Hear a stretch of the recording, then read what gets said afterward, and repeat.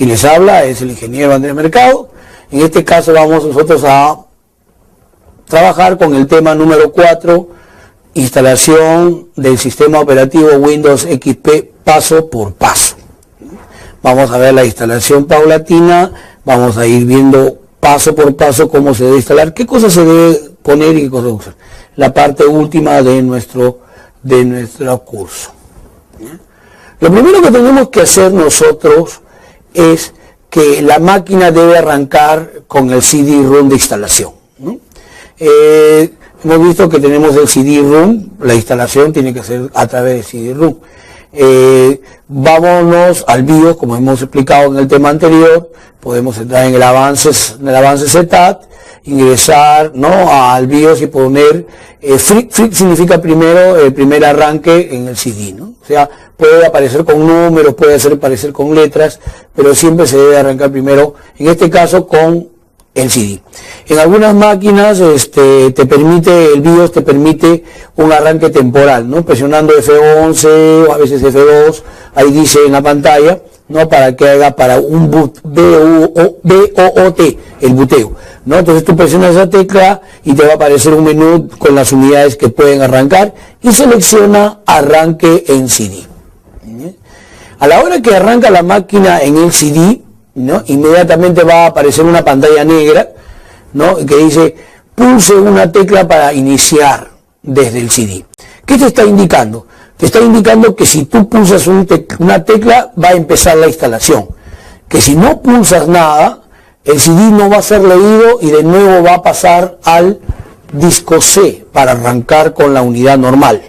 Ya eso es lo que va a pasar si es que tú no presiones la tecla. Pero yo te recomiendo una cosa, que solamente presiones la primera vez. La segunda vez, cuando arranca, va a aparecer lo mismo. En ese caso tú no toques nada porque si no vas a reiniciar todo de nuevo, ¿no? Entonces, lo primero que tienes que hacer, como recién estamos empezando, voy a pulsar cualquier tecla, preferiblemente presiona Enter.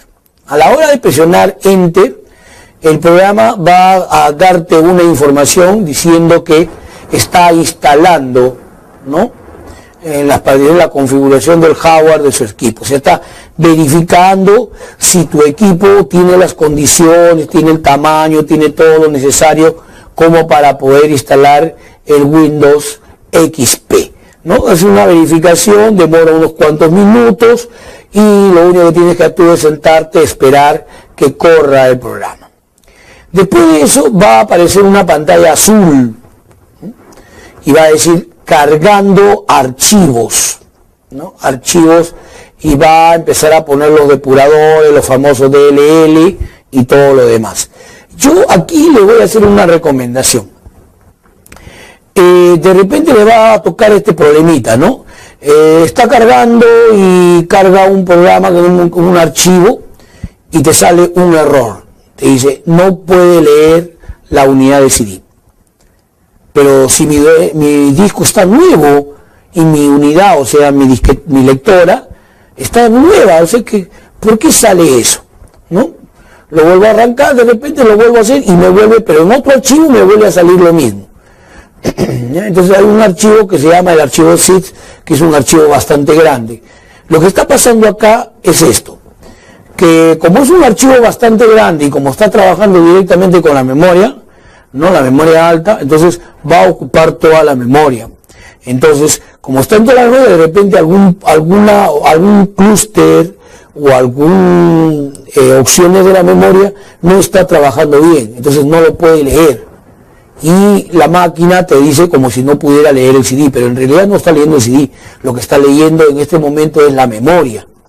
La recomendación es, abre tu máquina, agarra tu memoria, agarra un borrador de color blanco, limpia, ¿no?, las memorias y con un pincel limpias el slot y lo vuelves a colocar. Colócalo bien, presionando hacia adentro, suavemente, ya como se te ha indicado en los videos anteriores, suavemente, presiona los dos a la vez, con los ganchos, que no se mueva y vuelves a intentarlo, ¿no? Si te vuelve a salir el error es que ya la memoria está fallando y te recomiendo cambiar de memoria. Pero normalmente siempre se corrige ese problema a la hora que se hace este pequeño movimiento mecánico. ¿Sí? Después de haber corrido todas las instaladores, ¿no? Ya hizo la configuración y arregló todo, ¿no? Te sale el mensaje que dice programa de instalación.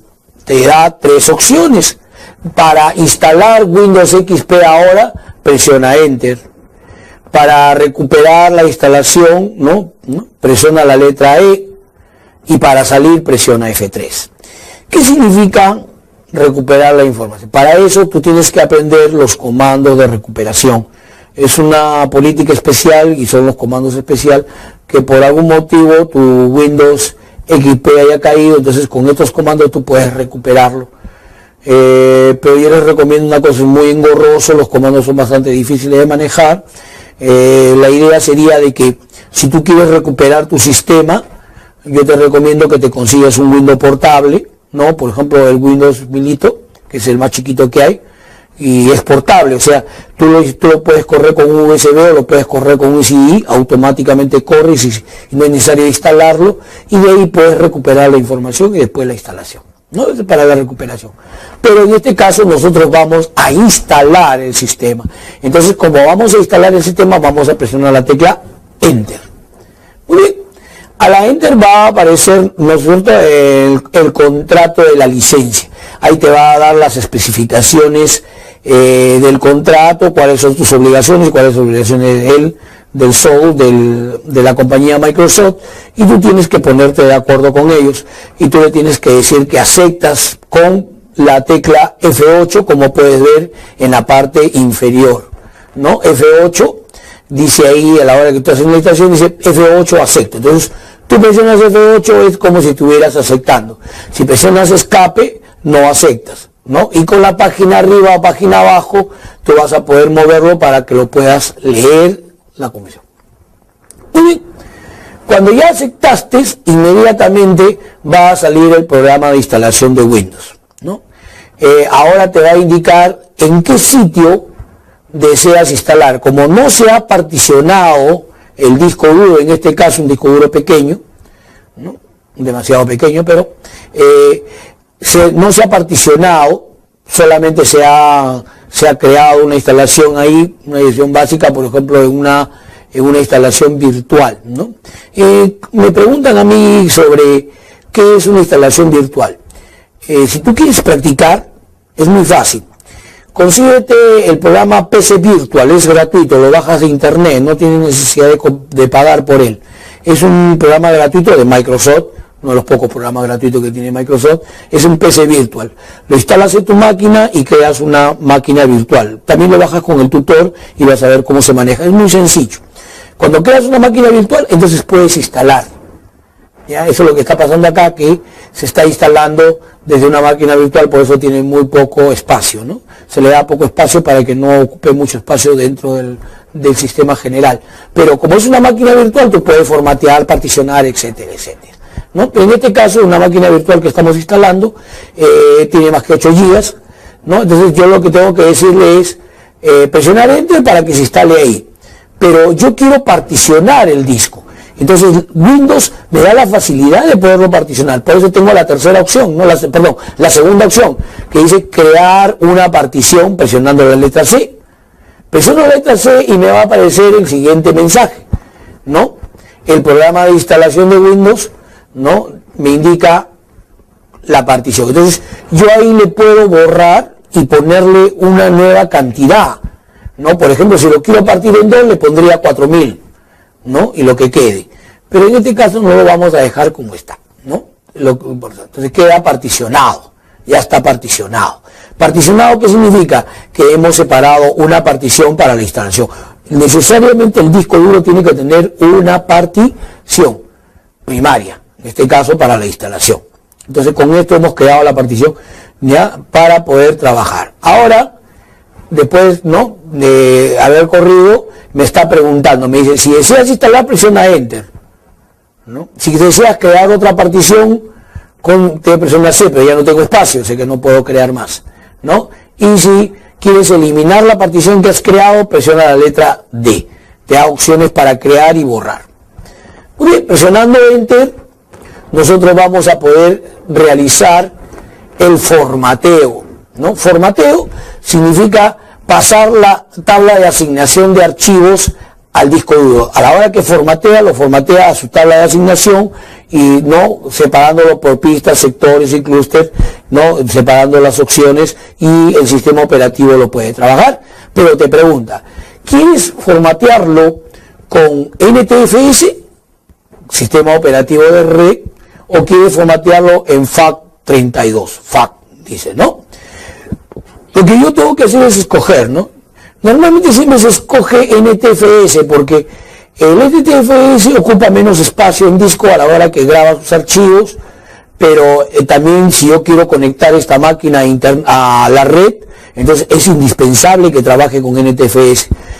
Con FAT32 no se recomienda que se trabaje con la red porque no hay una red segura, una red de punto a punto. Con FAT32, bueno, cualquiera puede entrar y cualquiera puede salir, pero en una red segura, en una red habilitada, mayormente una red cliente-servidor, se trabaja con NTFS, tabla de asignación.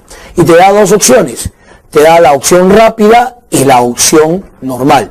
La opción rápida, ¿qué hace? Lo que hace es borrar solamente la pista 0, nada más que la pista 0. ¿Ya? Borra la pista 0 y al borrar la pista 0, como está borrando el mapa de todo, prácticamente he dicho que no hay nada. O sea, mira la pista 0, no hay nada. Ahí, claro, hay información ahí. Lo que pasa es que después se va a seguir chancando, ¿no? Eso es el borreo rápido. ¿Cuándo se hace eso? Cuando yo creo que mi disco duro está muy bueno, no sea tan nuevo, está bueno, ya, no hay problema, lo hago rápido.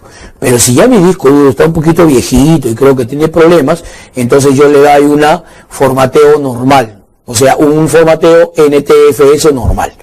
¿Ya? Entonces va a demorar un poco más a la hora de instalar porque el formateo normal va a borrar todo el disco duro, no solamente la pista 0, ¿no? Y te va a limpiar todo y te lo va a arreglar. Pero a la hora que formatea, va a buscar los cruces que están malogrados y los cruces que están malogrados los va a marcar para que no sea grabado nada ahí y no pierdas ningún tipo de información, ¿no? Entonces lo ponemos en rápido porque los discos duros son buenos, presiono Enter, ¿no? Inmediatamente empieza el formateo con una línea roja y después empieza a copiar los archivos, ¿no? Empieza a copiar los archivos al disco duro para que pueda trabajar la interfaz gráfica. Hasta donde hemos estado trabajando, estamos trabajando en una interfaz de texto, ¿no? Esto se le llama interfaz de texto, ¿no? Nos piden opciones, ¿no? Y nos sale un site completamente textual. Y ahora va a cargar y va a trabajar a la imagen de texto, ¿ya? Va a copiar los archivos de todas y va a copiar todas sus carpetas, ¿no? Y en la parte de abajo te va indicando todos los archivos que va copiando, ¿no? Por ejemplo, los archivos DLL son archivos de intercambio, son los archivos que pueden conectar en los sistemas. Por ejemplo, cuando yo trabajo con Excel y con Word y con PowerPoint, no todos trabajan con la misma opción de abrir archivos, ¿no? Una opción de abrir archivos o, ¿cómo se llama? Buscar, ¿no? Entonces, no trabaja, el sistema operativo, todo el mundo trabaja con un DLL. A la hora que se instala, los DLL son abiertos, son reubicados, reutilizados y vueltos a empaquetar para que lo pueda usar los sistemas, ¿ya? Muy bien. Terminado esto, ya termina de copiar y te sale un pequeño mensaje y dice, va diciendo, voy a cargar el Windows, no el Windows PIST, no, o sea, el Windows en entorno gráfico, ¿ya? Listo. Para eso, cuando ya cargó todo, va a aparecer una franja roja que dice, ¿no? Ya hicimos la primera fase de la instalación, ahora sí voy a reiniciar, ¿no? El disco. ¿Está bien? Voy a reiniciar el disco. Entonces, a la hora que te dice, él va a esperar hasta que el rojo llegue al final, ¿no? Hasta que llegue al final, o si no, tú puedes presionar Enter para continuar, ¿no? Si tú quieres acelerar la instalación, lo único que tienes que hacer es presionar Enter. Luego arranca Windows, pero te advierto una cosita, tienes que tener cuidado. Te va a volver a aparecer el mensaje, eso dice que presiona una tecla así que quieres utilizar. Así. No lo vuelvas a presionar porque si no de nuevo te va a pedir formatear, te va a pedir, o sea, vas a empezar desde el principio. Tú déjalo pasar nomás, déjalo que solito pase ya y vuelve a cargar la unidad, ¿no es cierto? Vuelve a cargar Windows XP. En este caso va a cargarlo en forma en forma gráfica, en forma de entorno gráfico, ¿sí? Ahí te va a indicar, ¿no?, la cantidad de minutos, ¿sí? Y las opciones. Al lado izquierdo te va a decir qué es lo que está haciendo básicamente, ¿correcto? Se va a detener un minuto y te va a preguntar ahí sobre las opciones de la configuración regional y de idiomas. Te va a decir configurar. En el primer botón de la derecha que dices personalizar, ahí tienes que tú poner el español Perú. Pues estamos en Perú, usamos español Perú. No uses el español España, porque si usas el español España se va a configurar con euros, con coma decimal y algunos problemas que vas a tener en Excel, por ejemplo, ¿ya? Entonces, si tú le dices, das en personalizar y le das español Perú, entonces se va a configurar en símbolo de soles, se va con punto decimal, separador de listas, punto y coma, ¿no? En la parte de abajo yo puedo manipular la opción del teclado. ¿Qué tipo de configuración va a tener mi teclado? ¿Qué tipo de idioma va a trabajar mi teclado? Yo lo pongo, por ejemplo, en español, ¿no? Después de haber puesto eso, la siguiente, me va a pedir a mí, ¿no?, que yo personalice el software. Personalizar significa ponerle un nombre y a qué organización pertenece, nada más. No es nada. Yo puedo poner mi nombre y puedo poner la Universidad Telesur, ¿no? Poner mi nombre ahí, Andrés Mercado, y abajo pongo Telesur. No hay ningún problema en eso, porque eso se va a guardar como contenido propietario dentro de la instalación. Luego me va a pedir, ¿no?, la clave del producto. La clave del producto la van a encontrar ustedes en la pegatina que viene junto con el software, ¿no? Viene su inscripción, ahí viene las claves del producto. Entonces tú tienes que tener cuidado, escríbelo todo en mayúsculas, y tienes que tener cuidado de escribir exactamente lo que dice en la pegatina, ¿no?, que está ahí bien claro, la clave del producto. Tú lo escribes ahí. Si tú te equivocas en una letra o un número, te va a botar error y no va a instalar. Tienes que tener mucho cuidado al pasar estos 5 grupos de números, entre letras y números. Eso varía dependiendo de la versión y dependiendo de lo que tú hayas aportado por ese sistema, ¿no? Bien, luego te va a preguntar, después de haber puesto la clave, te va a preguntar ahí, ¿cómo se va a llamar tu equipo, no? O sea, vas a personalizar tu máquina. El equipo es la máquina, ¿no? ¿Cómo se va a llamar? Máquina 1, estación 1, cabina 1, casa 1, no sé. Le pones el nombre que tú quieres. Pero ten un poquito de cuidado con la contraseña del administrador. Mayormente hay algunos que cuando instalan no lo colocan la contraseña, y eso es un error, porque cuando yo quiero, por ejemplo, trabajar con escritorios remotos significa que yo de mi máquina voy a controlar tu máquina. Entonces, para poder ingresar a tu máquina, yo tengo que ingresar con un usuario.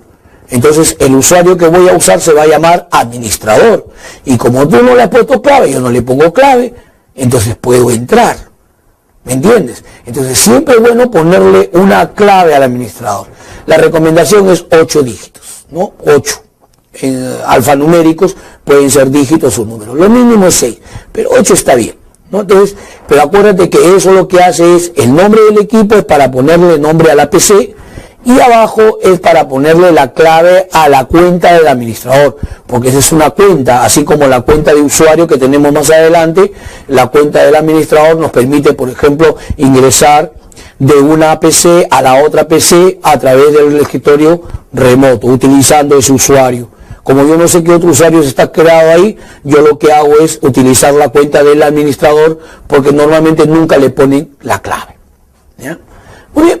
Después me va a pedir personalizar la fecha y la hora. Te recomiendo, como vimos en el tema anterior, que personalices el tiempo y la hora. ¿Por qué? Porque cuando hay crackers que hacen esto, ¿no? Cambian la configuración de la máquina para que pueda meterse, ¿no? Y normalmente no permite los servidores de seguridad que una máquina que no tenga la fecha y la hora actualizada pueda ingresar. ¿Por qué? Porque ellos graban dentro de tu máquina, y dentro de su máquina, ¿no?, algunos programitas que indican cuándo entraste, cuándo saliste, ¿no?, los famosos cookies que pueden trabajar. Entonces, como no tiene la actualización normal, entonces, ¿qué sucede? Lo que sucede acá es que el servidor no va a poder trabajar con eso, entonces no te va a permitir ingresar. Por eso, ponga bien la fecha, ponga bien la hora. y sobre todo abajo, ¿no?, la zona horaria. En la zona horaria nosotros tenemos que buscar Lima, Bogotá, Quito, ¿no? Ahí buscamos ahí, creo que es el 50, lo buscamos ahí y lo ponemos. ¿Por qué? Porque la zona horaria es la zona que nos va a dar. Entonces, el tiempo exacto. Entonces, podemos utilizar internet y en cualquier momento utilizar los relojes a través de internet para que se actualice la hora automáticamente, ¿no? Entonces, configure la fecha, la hora y la ubicación geográfica. Bogotá, Lima, Quito se llama. Muy bien. Dándole siguiente, va a seguir copiando, ¿no? Va a seguir copiando, ¿no?, los siguientes software a través del sistema en interfaz gráfica. Entonces tú te puedes sentar ahí un ratito a descansar mientras que continúa ¿no?, hasta más o menos unos 30 o 29 minutos. Entonces ahí va a aparecer la configuración de la red. Windows ahora apuesta por la red, todo es red ahora, no hay nada de que somos monusuarios ni nada, pues todo es red. Entonces, lo primero que te va a decir es, ¿vas a trabajar con grupo de trabajo o vas a trabajar con dominio? ¿Qué es el grupo de trabajo? ¿No? El grupo de trabajo es un grupo de máquinas que tienen el mismo nombre para trabajar entre ellos, pero la otra máquina tiene otro grupo. ¿Eso quiere decir que yo no voy a poder ingresar a la otra máquina? No, sí, puedo ingresar, pero son grupos, se separan como grupos, pues se llama grupo de trabajo, pero no hay ningún tipo de, ¿cómo se llama?, prohibiciones, o no te dejan pasar o nada, no, es libre para todos, pasas de un grupo al otro, ¿ya? Pero cuando se trabaja en dominio no, porque va a haber una máquina que se llama servidor, servidor de dominio, que se va a encargar de controlar el tráfico en la red, y todos los usuarios pueden entrar a este sitio, a este no, acá sí, no, exactamente. ¿Está bien? Entonces, una cosa es grupo de trabajo, trabajar sin ningún tipo de seguridad en la red, pero trabajar en conjunto, y el otro es el dominio. Pero para poder trabajar con dominio, nosotros necesitamos tener un servidor de dominio.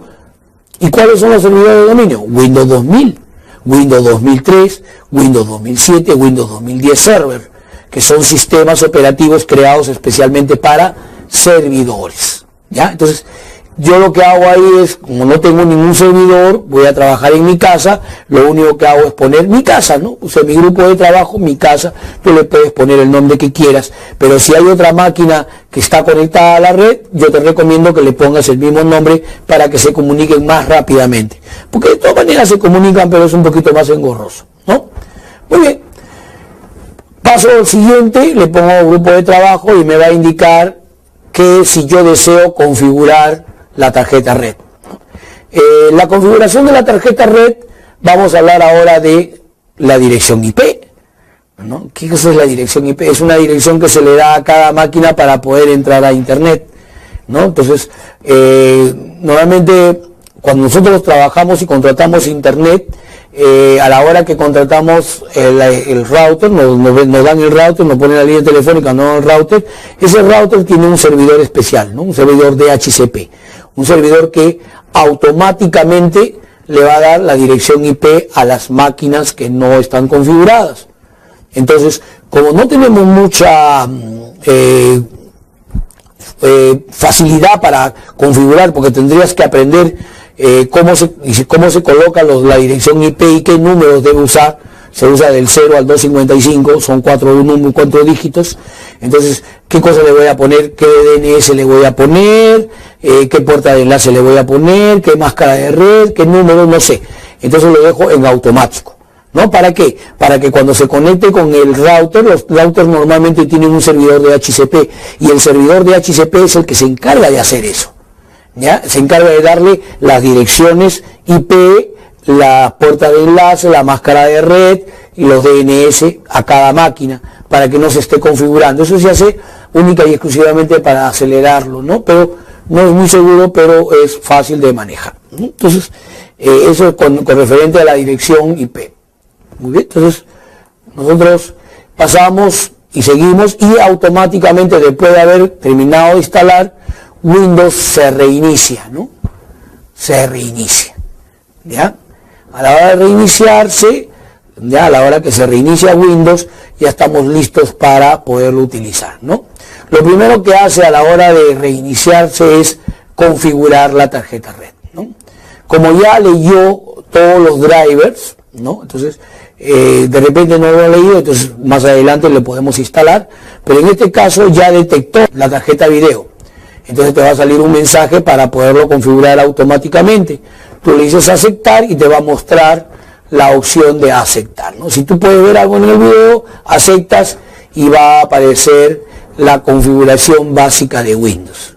Ya esto es para terminar, ¿sí? La configuración básica de Windows, ¿no? Una pantalla azulita y tú le pasas en la parte inferior derecha, tú le vas a poner siguiente. Muy bien. Te dice, lo primero que hace es si dejas activado o deja desactivado el firewall, ¿no? El firewall es un cortafuegos que evita que algunos programas ingresen y que tú también ingreses a otros sitios que no debes, ¿no? Tú si quieres lo dejas activado, pero si quieres lo puedes desactivar. Eso ya es materia de discusión, porque a veces los firewall no dejan trabajar en algunos programas. Entonces te puedo recomendar que lo desactives, pero también te protege de alguna manera. Entonces te puedo recomendar también que lo actives, ¿no? Eso ya de acuerdo como tú lo manejas. Más adelante también, si tú quieres, lo puedes desactivar utilizando el panel de control. Nada más. Listo, y le ponemos siguiente. Listo. Ahora va a comprobar la conexión de red. Como lo hemos puesto automático, lo que va a hacer es buscar el DHCP. ¿Correcto? Cuando yo encontré el DHCP, entonces va a solicitarle al DHCP los números que necesita. Pero si no tenemos DHCP, va a haber un error y te va a pedir que lo instales manualmente. ¿Ya? Entonces, si lo he detectado, te va a decir cómo vas a configurar la conexión a Internet, ¿no? Si la vas a configurar en forma manual, ¿no? O en forma automática. ¿Cómo está configurado? Directamente a la calle, o sea, a través del router, o va a trabajar a través de un cableado, a través de la tarjeta red, y se va al router y de ahí a la calle. O sea, a eso se le llama LAN. LAN significa red de área local, red de área corta, no una pequeña red, y de ahí sale a la calle, ¿no? Entonces, yo le digo, lo puedo omitir o le puedo decir siguiente, ¿no? Ahora, el nombre de usuario, ¿no? Para conectarse a Internet, yo puedo configurar, ¿no? En Internet puedo configurar una contraseña para que el usuario no pueda conectarse a Internet. Son opciones del firewall, opciones del mismo Windows que te permite manipular o manejar qué usuarios pueden ingresar o no pueden ingresar. Entonces voy a configurar básicamente como no he encontrado mi DHCP, entonces ahí me va a pedir configurar la dirección IP, ¿no es cierto? Tendría que ponerle los números de acuerdo a la instalación que estamos trabajando. 192, 168, 1 y el número 30, por ejemplo, separado con un punto decimal para la dirección IP. 255, 255, 255 para la máscara de red, 192, 168, 11 para la puerta de enlace. Los DNS pueden ser 248, 100, ¿no? 248, 225, 130, 248, 225, 146, ¿no? Para los DNS de Telefónica. Con eso ya, si es que yo tengo mi conexión, entonces automáticamente va a trabajar con la red, siempre y cuando el número sean válidos, ¿no? Porque los números pueden variar, porque los administradores de la red podemos cambiarlo de la manera que nosotros nos plazca, ¿no? Ahora, después de eso nos va a pedir registrar el producto. Se recomienda que el producto sea registrado, pero para eso ya tienes que tener conexión en red. Cuando tú te registras el producto, automáticamente Microsoft te va a dar actualizaciones, siempre y cuando el producto sea original, ¿no? Si el producto no ha sido original o es una copia, vas a tener problemas a la hora de actualizarlo, ¿no? A la hora que te vas a querer registrar va a haber el código y el código no es válido, entonces por lo tanto te va a botar un error y te va a salir un mensaje diciéndote que has sido víctima de un delito, ¿no? De que tú has comprado algo que ha sido pirateado. Entonces, ahí tú puedes decirle, se te recomienda que si tú eres original te registres, si no, mejor no te registres. ¿Está bien? Muy bien. Ahora viene la opción que más se usa, ¿no? ¿Quién va a usar este equipo? O sea, vamos a crear cuentas. Ya hemos creado una cuenta. La cuenta se crea automáticamente. La cuenta del administrador se crea automáticamente. Pero yo puedo crear varias cuentas. Ahora, ¿para qué quiero crear cuentas? ¿No? Por ejemplo, en mi casa, ¿no? Mi hijita, que es más o menos pequeña, le gusta poner como fondo de pantalla la Barbie, su muñequita, como toda niña. En cambio, mi hijo, que es un poco mayorcito, a él le gusta poner pues, sus monstruos, ¿no? Su Warcraft, su Starcraft, ahí como dibujo de fondo de pantalla. Yo que soy un poco más serio, será por mi edad, ¿no? Entonces, yo pongo una cosa más para una playa, algo más que me dé más paciencia a mí, más tranquilidad, porque es lo que me gusta, ¿no? Entonces, cada uno tiene diferentes opciones y son válidas, pero a eso se le llaman perfiles. Cada uno tiene un perfil dentro de Windows. Entonces, ¿cómo hago para que él tenga su perfil, ella tenga su perfil? Crear mi cuenta.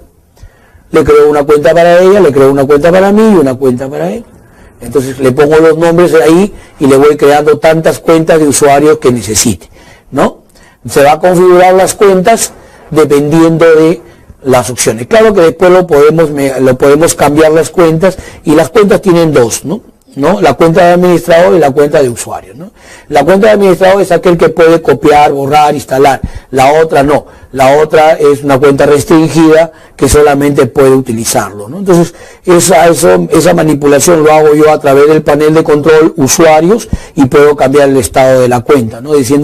Restringiéndole a uno y dándole la facilidad a otro, ¿no? Para que no haya ningún problema a la hora de instalación y configuración del sistema operativo, ¿no? Luego, después de esto, va a cargar Windows ya listo como nosotros lo conocemos, ¿ya? Y va a poner las opciones de por defecto. Entonces, dependiendo de que los usuarios ingresen a Windows, ¿ya? Dependiendo de cómo ingresen, van a ustedes a ver que cada vez va a salir la misma pantalla, ¿no? Va a salir un fondo verde, azul, ya, porque se crean los perfiles por defecto.